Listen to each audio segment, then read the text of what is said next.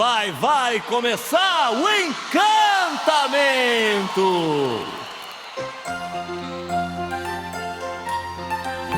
Tem um mundo de maravilhas à nossa volta. Com seres mágicos, criaturas encantadas, casinholas e castelos, ratinhos e unicórnios, formigas e dragões, e princesas, magos e gente como a gente!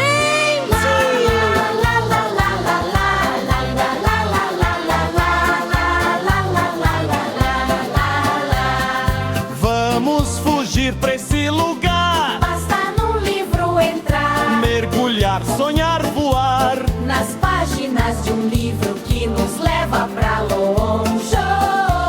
Quem sabe pra dentro de nós mesmos. Vai começar o encantamento. Tem um livro e tem muita gente pra ler, Ouvir e contar, a turma do instituto. história viva se reúne aqui pra compartilhar os livros, as histórias lidas, ouvidas, vividas e contadas. Encontre suas histórias no grande livro da vida. Então, a gente vai começar a caráter, né, gente? 1, 2, 3 e...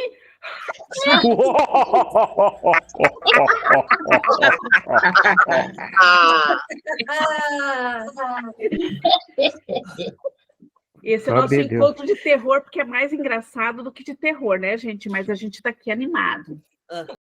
Acontecendo uma coisa muito importante para mim nesse grupo, é como se fosse minha terapia de contadora de histórias. Olha, Se libera, se liberta, deixa fluir esse seu lado, aprende, tenta.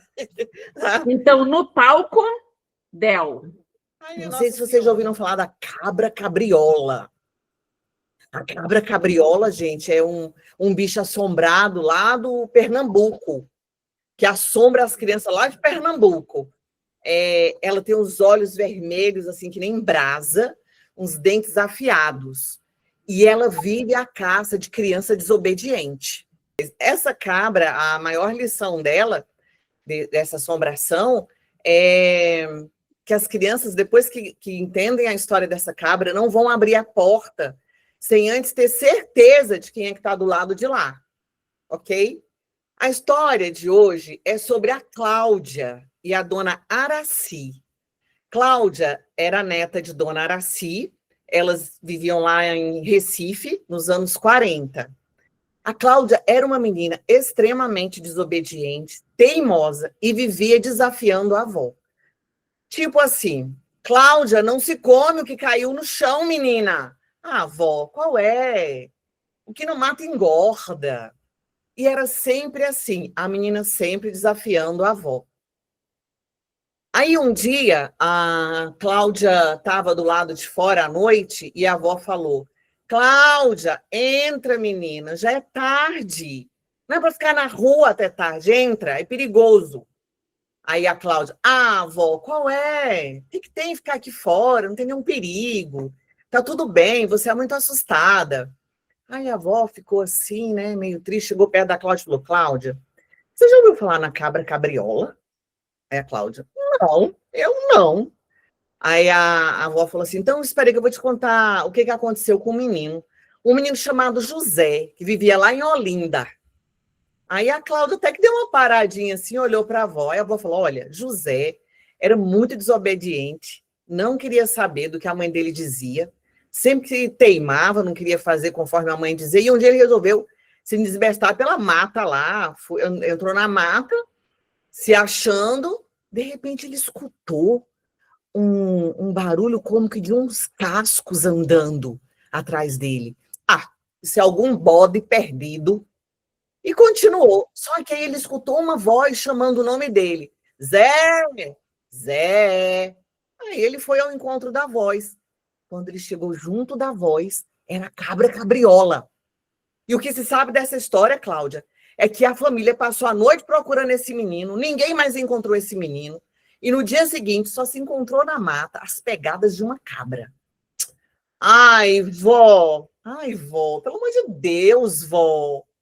Olha só, se essa história fosse verdade, a pessoa que contou tudo isso, por que não foi lá e ajudou o Zé? Ah, me poupe, né, vó? Isso é história para assustar a gente, só para a gente ser obediente. Ah, tá. Aí a avó, a dona Araci, né, entrou para casa, entraram, foram dormir. Passaram alguns dias, dona Araci falou, já era noite, dona Araci falou, Cláudia, você vai ficar aqui em casa quietinha, não abra a porta para ninguém, porque eu vou ter que ir na casa da vizinha pegar roupa para lavar. Dona Araci vivia de lavar roupa. Era como ela ganhava dinheiro. E aí, dona Araci foi para a casa dessa vizinha, a Cláudia ficou sozinha, nem foi dormir, nem foi deitar, ficou lá, escutando o vento, dando na porta, e o barulho dos grilos na mata, quando, de repente, bateu na porta. Cláudia. Aí foi lá. Quem é? Sou eu, a sua avó, Cláudia, abre a porta. Mas a Cláudia percebeu que a voz era muito fina e rouca. Aí ela ficou assim, ela já estava pensando em abrir a porta, ela falou, quem é? Sou eu, sua avó, abre logo essa porta, que eu já estou com essa sacola de roupa para lavar. Sou eu, Cláudia. Essa voz está estranha. Aí a Cláudia, quando botou a chave na maçaneta, teve uma ideia. Ela abaixou para olhar de baixo pela fresta da porta. E aí, gente, a menina ficou com o coração gelado, porque não eram os pés da avó, eram os pés de uma cabra. Daí bateram mais forte ainda na porta. Quem é? Ah, você já sabe, sou eu, a cabra cabriola. Abra essa porta, Cláudia, que eu quero fazer uma sopa quente de menina desobediente. Ai, meu Deus, a Cláudia ficou morrendo de medo. E aí a cabra começou a bater na porta com os chifres. Pá, pá, pá, pá, pá, pá, pá. A Cláudia ficou quietinha, quietinha. A cabra ficou brava porque a menina não abriu a porta. E, de repente, a Cláudia começou a escutar o barulho das patinhas, dos cascos batendo como se estivesse se afastando. Aí ela olhou no buraco da fechadura. E aí ela viu que era a cabra cabriola entrando para o fundo da mata. Ufa! Que alívio! Nisso chegou Dona Araci. E quando a Dona Araci chegou, encontrou a neta pálida. A menina estava quase desmaiando de tanto medo que passou, de virar sopa quente nas mãos da cabra cabriola. E aí ela abraçou a avó quando a avó chegou e falou, vó, ela veio aqui, ela veio aqui. Menina, quem foi que veio aqui, menina? A cabra cabriola, a avó, ela queria me levar, avó. Tá vendo, Cláudia? A partir de agora, comece a acreditar na história que as pessoas mais velhas lhe contam, Cláudia. E assim, gente, foi essa história. E desde então, o grande cuidado é que a cabra cabriola continua andando pelas matas à procura de crianças desobedientes. E ela sempre canta assim. Agora preparem-se. Eu sou a cobra cabriola, procuro pelos malcriados. Criança que é assim, é bom ter mais cuidado. Toc, toc, toc, abra a porta para mim. Toc, toc, toc, abra a porta para mim. Eu sou a cabra cabriola, vou passando sem demora. Vou fazer a sopa quente com quem é desobediente. Toc, toc, toc, abra a porta para mim. Toc, toc, toc, toc, abra a porta para mim. Eu sou a cabra cabriola. Eu vou contar para vocês a história das 3 mulheres da coluna. Tem gente que diz que aconteceu de verdade. Era uma cidadezinha pequena chamada Pedra Fria. E lá no morro, o pessoal contava que faz muitos, muitos anos, 3 mulheres acabaram sendo mortas porque se desconfiavam que as 3 faziam bruxaria. O fato é que elas morreram queimadas e o fogo nunca se dissipava. Então ficava aquela cinza, aquela fumaça passando na colina, e aquela fumaça andava, andava, andava, e junto com o vento produzia um som que mais parecia a voz das três mulheres. O fato é que, como na história anterior, sempre tem alguém que não acredita, acha que isso é tudo besteira. Então tinha uma adolescente chamada Beth. A Beth, ela era muito curiosa, era uma contadora de histórias do instituto, e ela não acreditou em nada. Ela falou, gente, peraí, bem capaz que vai ter bruxa na colina. Isso não existe. Ai, meu Deus do céu, esse pessoal quer contar coisa do passado, nada a ver, eu vou lá. E lá foi a Beth, toda cheia de alegria, pegou seu celular e subiu na montanha. Subiu na montanha, começou a dar uma olhada ali, uma olhada para o outro lado, uma olhada ali para baixo. E falou, gente, que bruxa, que nada, não estou vendo nada aqui no morro, não. Ah, isso é tudo besteira. Mas quando a Beth fez isso, aconteceu uma coisa estranha. O vento parou imediatamente. Silêncio absoluto. De repente, nada de Beth. No outro dia, encontraram um celular, o celular da Beth.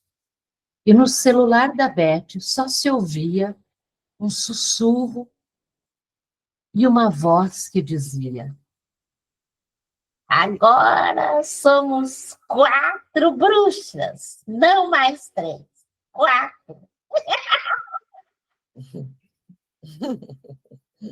E assim termina a história das 3 que viraram 4 bruxas. Assim, pessoal, eu quando era vivo também tinha muito medo de bruxa, sabia? Então, agora vamos ouvir a voz, a história da Tássia. Vamos ver. Só um minutinho, deixa eu abrir aqui. Então, essa é uma história de... Eles são feitos de carne, de Terry Bisson. Ela ganhou um prêmio de fantasia e ficção científica em 1991.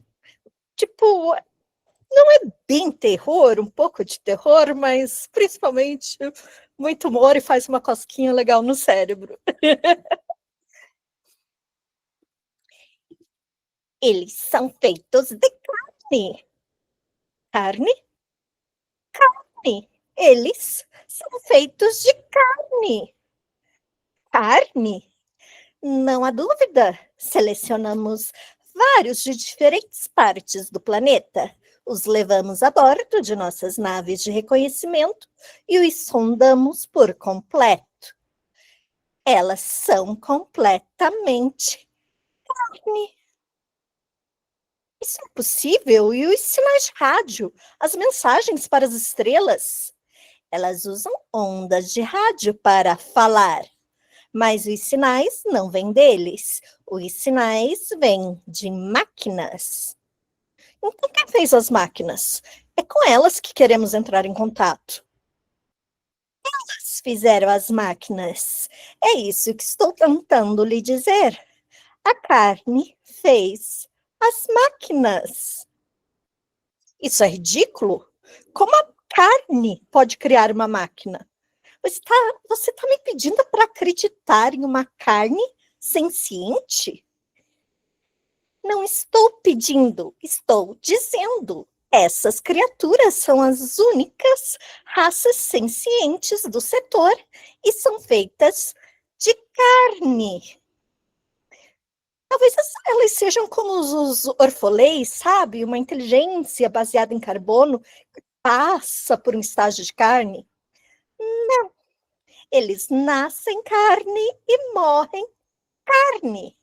Nós os estudamos durante vários períodos das suas vidas, o que não levou muito tempo.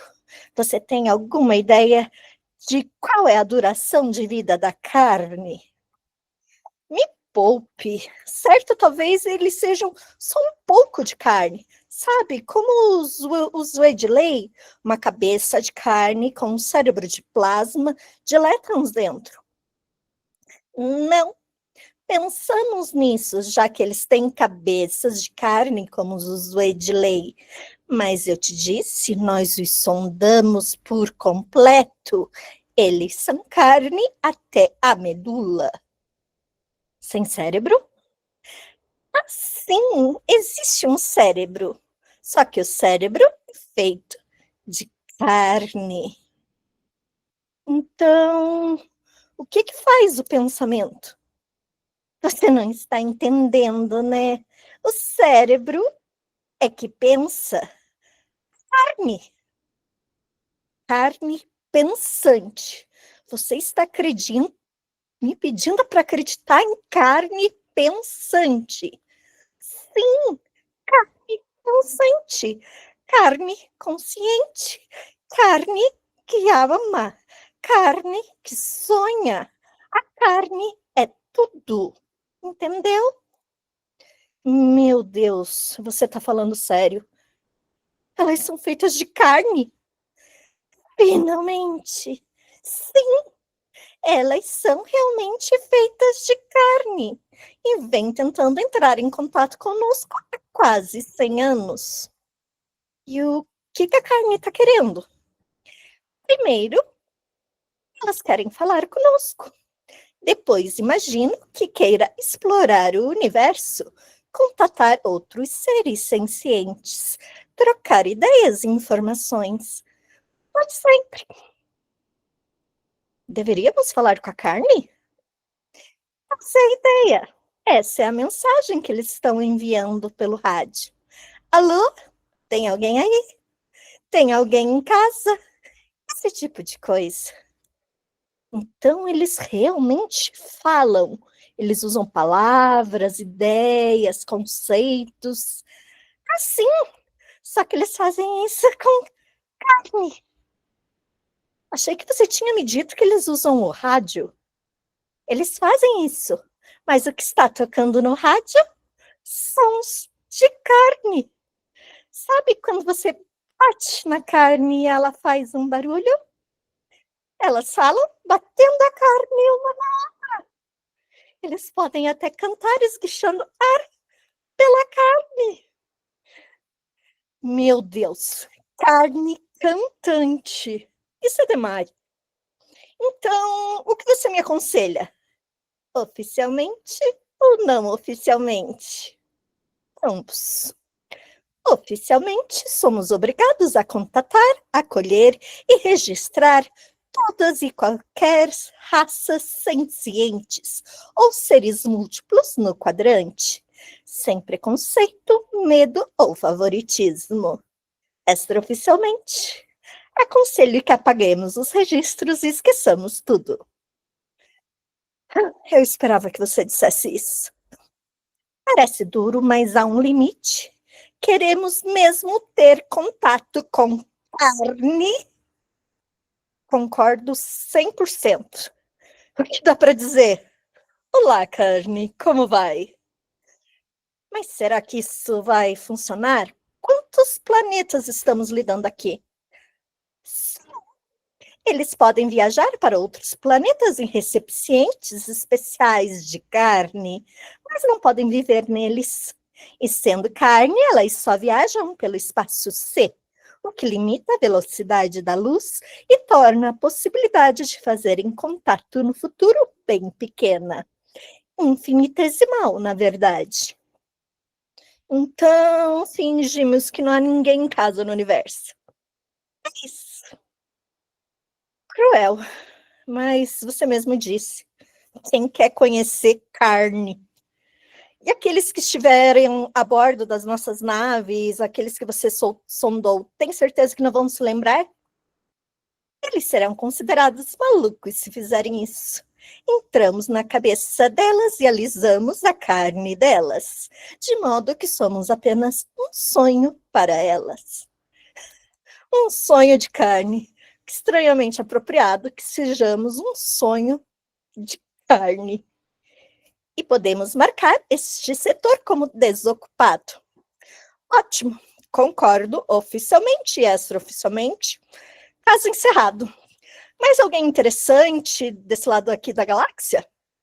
Sim, um aglomerado de núcleo de hidrogênios bastante tímido e simpático, e uma estrela de classe 9 na zona G445.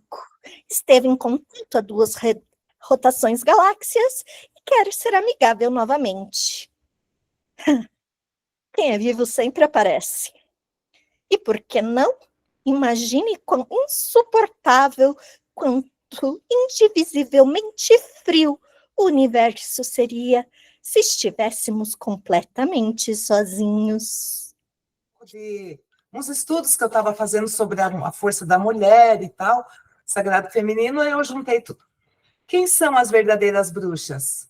Durante 4 séculos, muitas mulheres foram perseguidas pelos tribunais da Inquisição, instituídos pela Igreja Católica e sentenciadas à morte, sendo queimadas vivas em fogueiras por serem consideradas bruxas. Como nós estamos falando de bruxa, dia 30 Dia das Bruxas, então é por isso que eu vou ler isso. Tais mulheres, contudo, não voavam em vassouras, nem faziam feitiços malignos, nem raptavam crianças ou tinham verrugas na ponta do nariz. Elas eram, em suma, mulheres independentes, inclusive financeiramente, que tinham conhecimento sobre o corpo e a saúde feminina, como as parteiras e as curandeiras, ou então tinham o costume de se reunir em grupos para conversar e trocar conhecimentos. Para os homens e a igreja, essas reuniões eram consideradas perigosas. Afinal, na Idade Média, mais do que nunca, o conhecimento era algo exclusivo e destinado aos homens, que não gostavam de sentir seus privilégios ameaçados. Estima-se que mais de 40.000 mulheres tenham sido perseguidas e executadas por enforcamento, afogamento ou na fogueira, sob acusação de bruxaria. Mas, afinal, quem eram essas bruxas? Elas não voavam? Eram lindas, sábias e irradiavam amor e cura. As bruxas não voam e nunca voarão em vassouras. Elas participaram da história do mundo desde o início dos tempos, como mulheres sábias. Curandeiras que irradiavam amor e praticavam a cura por conhecerem intuitivamente o poder das ervas.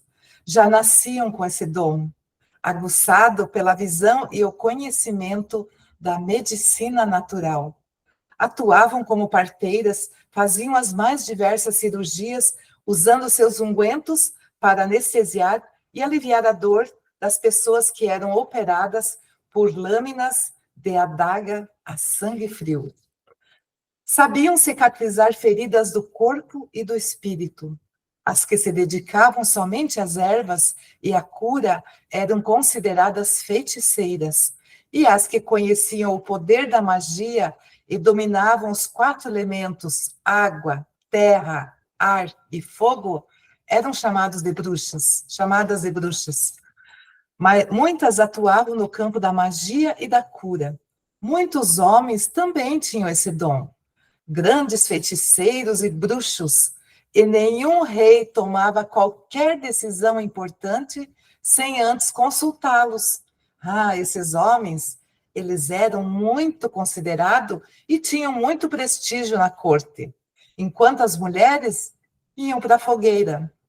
Assim, pode-se dizer que a caça às bruxas foi uma tentativa de restringir o acesso das mulheres à educação, assim como a participação delas na vida política e religiosa. Hoje, a figura bruxa é ressignificada por muitas mulheres como um símbolo de poder, resiliência, conhecimento e resistência. As mulheres que hoje são vistas como fortes, mas que no passado eram perseguidas como bruxas, são elas, as curandeiras, parteiras e conhecedoras das ervas. Mulheres donas do seu próprio negócio e independência financeira. Mulheres que vivem sozinhas, viúvas ou solteiras. Líderes políticas ou mulheres de forte ambição. Mulheres com conhecimento e poder de persuasão. Hoje, Ser considerada uma bruxa é como um elogio para muitas mulheres, que veem na imagem da bruxa um símbolo de resistência e autonomia, conexão com a natureza, poder feminino e conectadas com o seu sagrado feminino. Vocês sabem que eu vou ter que fazer esse comentário, porque é muito pertinente o que a Angel fez, né? Lembra que nós fazíamos todo ano, perto do Halloween, quem está mais tempo no Instituto sabe disso, vídeos contando histórias de bruxas, né? Fizemos vários na pandemia e tal. E teve um vídeo em específico que eu fiz o papel de bruxa e veio um comentário no site do Instituto falando de que o jeito que nós estamos contando a história da bruxa não refletia o que de fato uma bruxa era. E a pessoa, e me tocou profundamente aquele comentário, né? A pessoa falando, a gente está tentando há muitos anos desmistificar a figura de uma bruxa, né? Para exatamente a mensagem Andy, que você colocou. Né? E aí, eu lembro que era engraçada a história, né? No final, a bruxa foi ajudada pelas crianças, quer dizer, terminava tudo bem, mas tinha o papel da bruxa má, com o caldeirão. E aquilo me tocou tanto que eu parei de gravar vídeos da bruxa que é má, parei de contar histórias mostrando a bruxa que é má, por conta daquele comentário. Então, me chamou muita atenção, que legal que você trouxe esse assunto, Andy, talvez mais pessoas não soubessem como eu. Então, eu não sei se eu já falei, lá na época da pandemia, quando a gente fazia alguma coisinha de bruxa, eu sempre falei, e quando tem algum... Tipo, vamos supor, lá na formatura, se fosse para ir de bruxa, eu não vou. Quer dizer, eu prefiro ir de bruxinha do bem, como eu digo, mais meio fada do que bruxa. Porque, assim como as bruxas são boas, como eu li, tudo isso, tinha também as bruxas, tinha assim na época, só que eu não trouxe para o texto, ia ficar muito longo. Tinha as de magia negra, como tem até hoje, né? Tinha as de magia negra, mas em si, as que iam para a fogueira, não eram as de magia negra. As boas. Iam as boas. Então, eu também tenho esse medo de que, se eu for fazer alguma coisa de bruxa, eu prefiro contar coisa mais... que a bruxinha do bem, no caso, sabe? Eu tenho esse medo também, igual você, Lucimari. Esse receio, assim. Mas esse texto é muito legal para a gente. Porque, por exemplo, essa brincadeira, essa historinha que eu contei agora, né, no começo, jamais que eu gravaria um vídeo sobre isso, ou contaria para uma criança, nunca, né? Porque as pessoas hoje, as pessoas, elas têm muita maldade em tudo, vão acabar criticando, julgando, sem saber, sem conhecer a gente, né? É isso mesmo. Aquele dia eu fiquei tão chateada que eu quase me joguei dentro do caldeirão depois que eu li o comentário. Mas eu melhorei, já estou ótima de novo. Porque na Europa são vários lugares, várias cidades que vendem bruxas.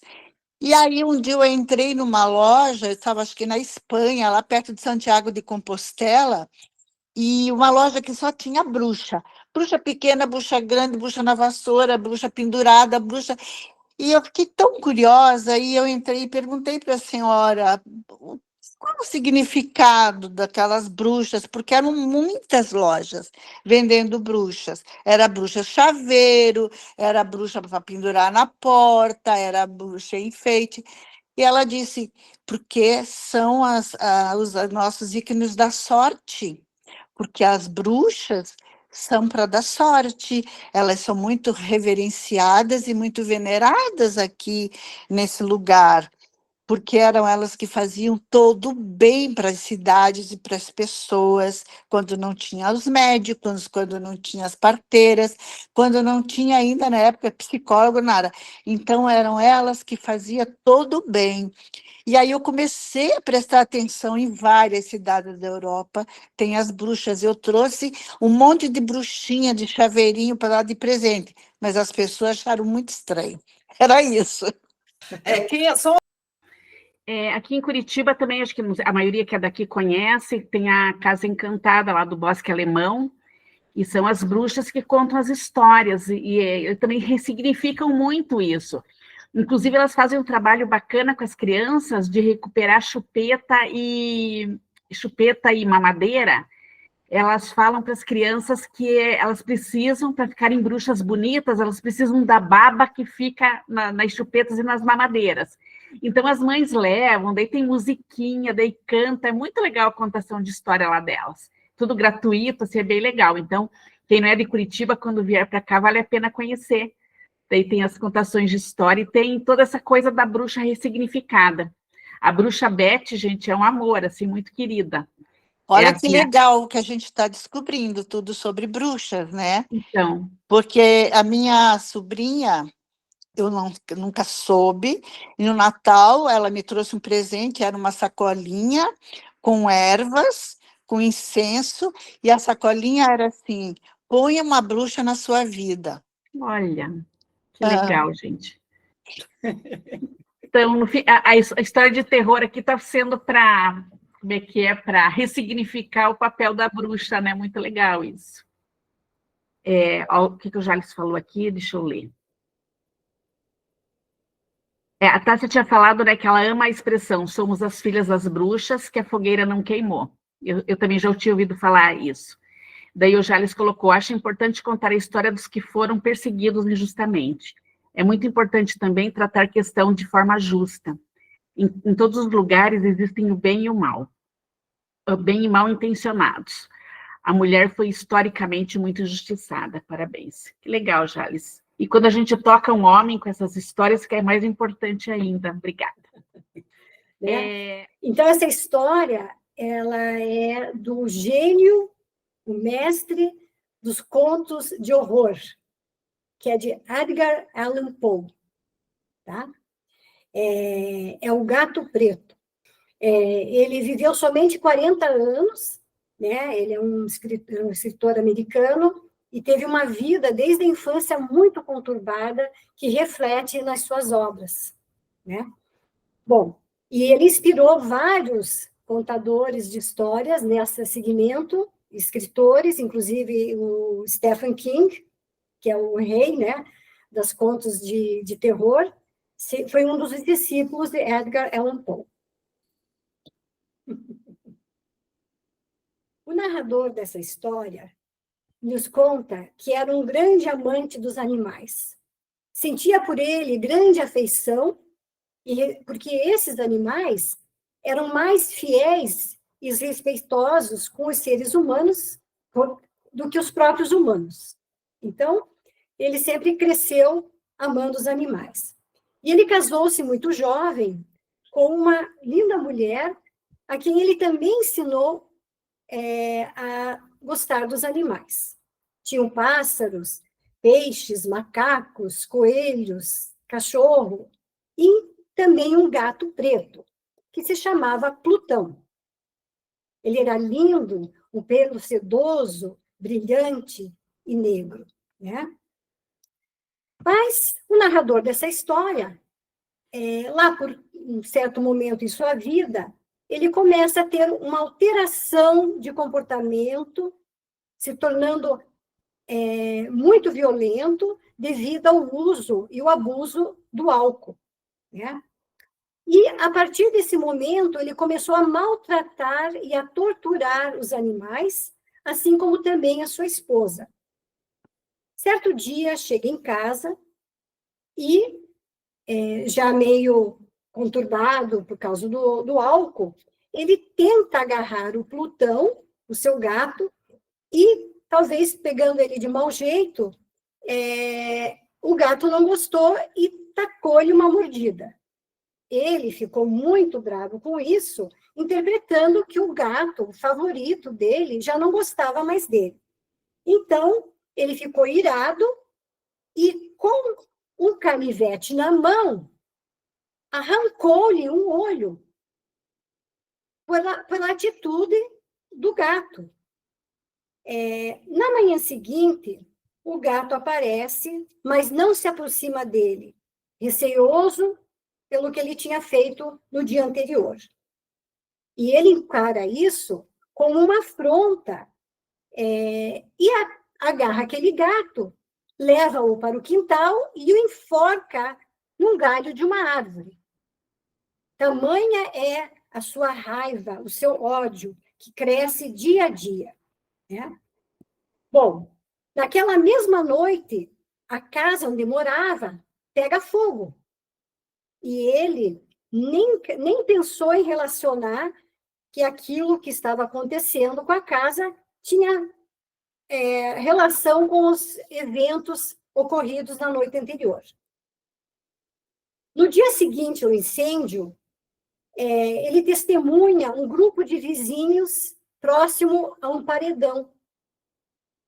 Não sobrou mais nada da casa, somente aquela parede, aquele muro. E ali, de pé, curioso, todo mundo olhando, ele também foi ver o que estava acontecendo. Quando ele se aproximou, ele viu que naquela parede tinha o desenho de um gato enforcado. Ele quase que enlouqueceu, porque ele achava que naquele momento ele estaria sendo perseguido pelo fantasma do gato. Bom, tiveram que se mudar para uma outra casa, porque aquela já não existia mais, né? O fogo tinha acabado com tudo. Chegando na sua nova casa, uma noite, ele olha numa certa distância, em cima de um barril de álcool, um objeto preto. E ele se aproxima e, para sua surpresa, quando ele olha, ele vê um gato preto muito parecido com o seu Plutão, inclusive sem um olho.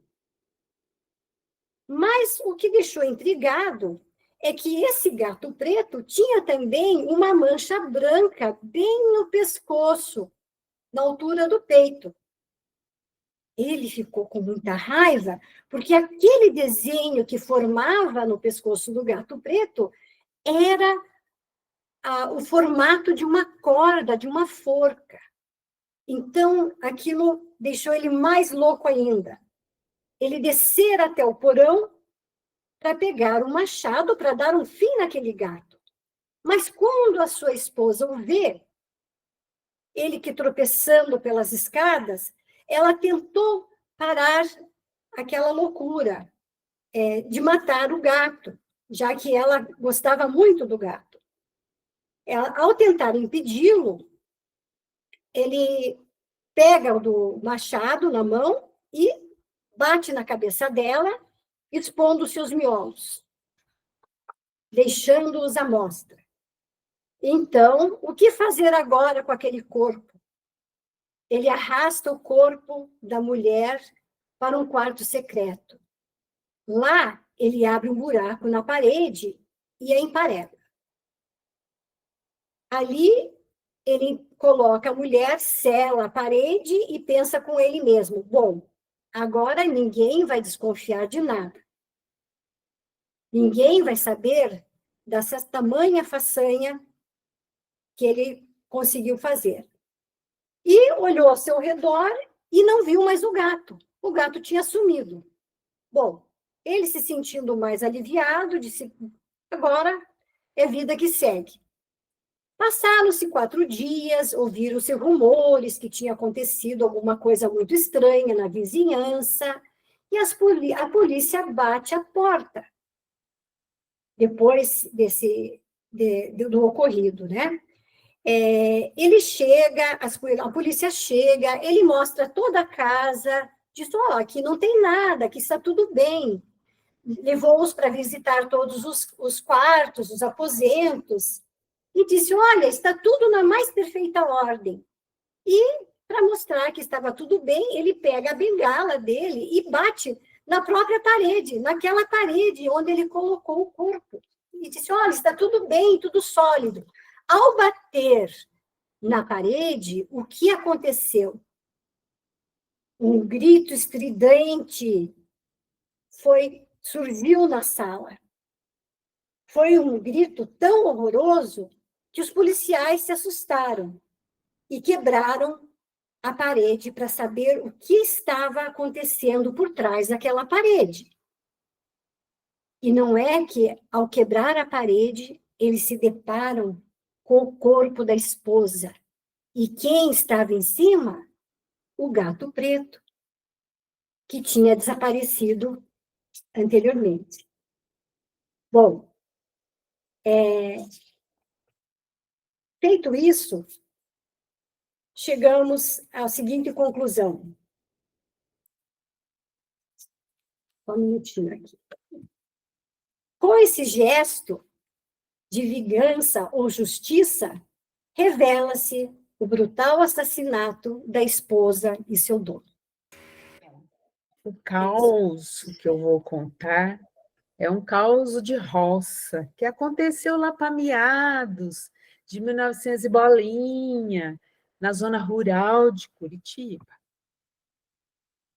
Conta-se que lá, em meados de 1900 e bolinha, Josué, que era um rapaz que trabalhava na roça, ficou trabalhando até tarde naquele dia e, voltando para sua casa, escutou uma mulher que chorava, mas chorava muito, agachada na beira da estrada.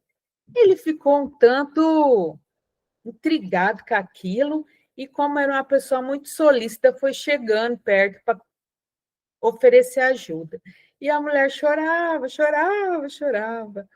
E ele agachou, e a hora que ele agachou para oferecer ajuda, ela olhou para ele, e era uma linda jovem, mas com os olhos morteiros, assim, triste. E ela disse a ele que estava chorando porque o noivo tinha prometido casar com ela, mas ele foi para a guerra e já fazia 20 anos e ele não voltava. E ela estava se sentindo muito sozinha, ela precisava muito que ele voltasse para se casar com ela. E o moço, um tanto assustado, falou: olha, fique aqui, eu vou buscar ajuda. E já foi levantando, e ela começou chorando e gritando: não vá, não me deixe sozinha aqui. Mas o moço, Josué, muito assustado, saiu correndo e só parou quando chegou em casa. Contou para sua esposa, que primeiro achou um pouco estranho, mas depois, acreditando no marido, propôs que eles fossem conversar com o senhorzinho, que era o ancião ali da região, que sabia de tudo que acontecia por ali. Chegando lá, o velho disse: sim, conheço essa história. Há muitos anos atrás, uma moça linda ia se casar com um moço que foi para a guerra. E ele prometeu voltar, mas ele não voltou. Passaram 10, 20 anos. E um dia a moça se vestiu de noiva, saiu pela estrada e disse que ia encontrar o seu noivo e ia se casar. E, passado alguns dias, a moça foi encontrada morta à beira da estrada.